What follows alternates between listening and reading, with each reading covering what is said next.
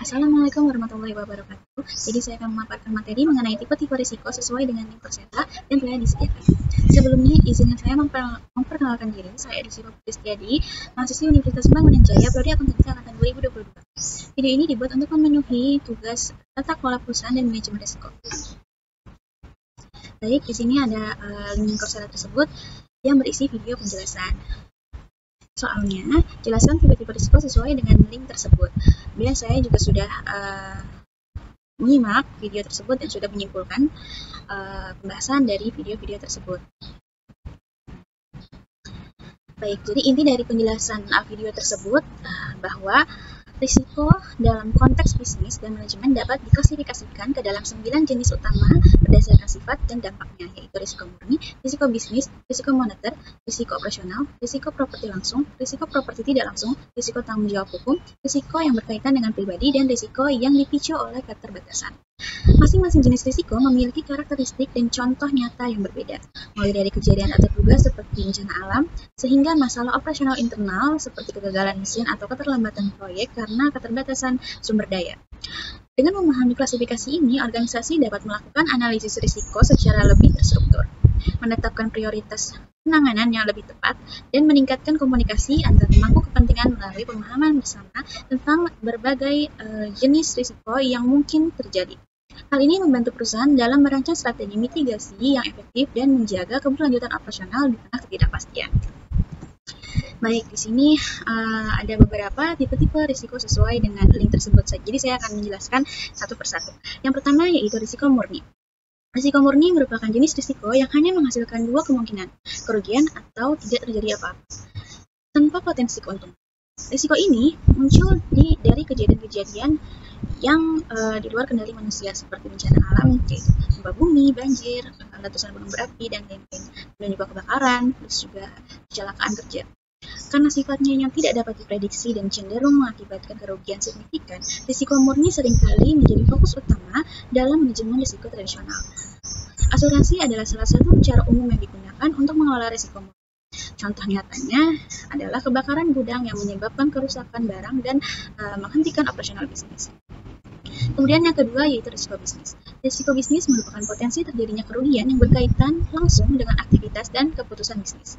Risiko ini bisa bersumber dari faktor internal seperti manajemen yang tidak efektif atau dari faktor eksternal seperti krisis ekonomi, perubahan peraturan pemerintah, inovasi teknologi baru dari pesaing, serta perubahan preferensi konsumen. Risiko ini bersifat inheren dalam setiap jenis usaha dan tidak dapat dihilangkan sepenuhnya, tetapi bisa dikendalikan dan dikurangi melalui strategi yang tepat, seperti riset pasar, diversifikasi produk, atau penerapan sistem pengawasan manajerial. Contoh nyatanya yaitu kegagalan dalam peluncuran produk baru yang tidak sesuai dengan ekspektasi pasar. Kemudian yang ketiga yaitu risiko moneter. Risiko moneter berkaitan erat dengan keuangan dan nilai uang, termasuk fluktuasi nilai tukar, inflasi, deflasi, perubahan suku bunga, risiko kredit, dan risiko likuiditas. Risiko ini sangat penting bagi perusahaan yang memiliki exposure ke pasar global atau memiliki investasi dalam berbagai instrumen keuangan. Misalnya perusahaan multinasional yang menjual produknya di berbagai negara akan sangat terpengaruh jika terjadi depresiasi atau apresiasi mata uang secara drastis. Selain itu, risiko moneter juga melibatkan kemungkinan gagal bayar dari pelanggan atau mitra bisnis yang dapat mengganggu arus kas perusahaan. Oleh karena itu, pengelolaan keuangan yang hati-hati, lindung nilai atau hedging, dan pemantauan pasar sangat penting untuk mengurangi risiko ini. Kemudian yang selanjutnya keempat yaitu risiko operasional bisnis. Risiko operasional merupakan risiko yang muncul dari proses internal sehari-hari dalam sebuah perusahaan. Ini termasuk kesalahan manusia, sistem IT yang tidak berfungsi, gangguan logistik, kegagalan peralatan produksi, dan kurangnya kontrol internal. Risiko ini dapat terjadi kapan saja dan bisa berdampak besar pada efisiensi, produktivitas, dan reputasi perusahaan. Contohnya adalah ketika sistem teknologi informasi perusahaan mengalami gangguan yang menyebabkan data hilang atau proses transaksi terhambat. Untuk mengatasi risiko ini, perusahaan harus memiliki SOP, sistem pelatihan karyawan yang memadai, audit internal, serta perawatan rutin pada mesin dan peralatan. Kemudian yang kelima yaitu risiko properti langsung. Risiko ini berkaitan dengan kerusakan langsung pada aset berwujud milik perusahaan seperti gedung, mesin, kendaraan operasional, atau peralatan kerja. Kerugian yang timbul bersifat nyata dan langsung, seperti biaya perbaikan, penggantian aset, dan gangguan operasional akibat kerusakan tersebut. Misalnya jika badai merusak atap pabrik, perusahaan harus menanggung biaya perbaikannya, dan mungkin produksi juga harus dihentikan sementara. Selanjutnya yang keenam yaitu risiko properti tidak langsung. Berbeda dengan risiko properti langsung. Risiko properti tidak langsung ini timbul sebagai akibat dari dampak kerusakan properti yang bersifat sekunder atau lanjutan. Misalnya ketika sebuah gedung rusak karena kebakaran, tidak hanya biaya perbaikannya saja yang ditanggung, tapi juga kehilangan pendapatan sewa karena bangunan tersebut tidak dapat digunakan untuk sementara waktu. Kemudian yang selanjutnya yaitu ada risiko tanggung jawab hukum. Risiko ini mengacu pada potensi kewajiban hukum yang dapat timbul jika perusahaan atau individu dinyatakan bertanggung jawab atas kerugian atau cedera yang dialami oleh pihak lain.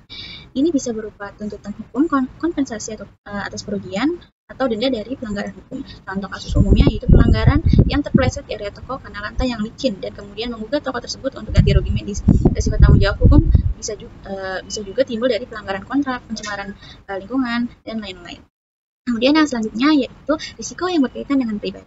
Risiko ini berfokus pada individu, baik dari sisi karyawan maupun pemilik bisnis. Ini termasuk risiko kesehatan, keselamatan kerja, stres, kelelahan, konflik internal, hingga pergantian atau kehilangan karyawan yang memiliki posisi penting. Kemudian yang terakhir yaitu risiko yang dipicu oleh keterbatasan. Risiko ini timbul akibat adanya batasan sumber daya seperti waktu, anggaran, tenaga kerja, teknologi, atau kapasitas. Dalam manajemen proyek, keterbatasan ini sangat sering dijumpai dan jika tidak dikelola dengan baik bisa mengakibatkan keterlambatan proyek, menurunnya kualitas produk atau layanan, bahkan kegagalan proyek secara keseluruhan.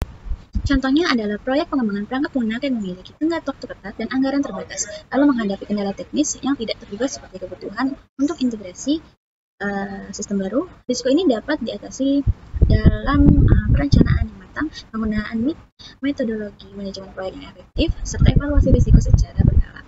Jadi kesimpulannya, risiko merupakan bagian yang tak terpisahkan dari setiap aktivitas, baik dalam konteks bisnis maupun individu.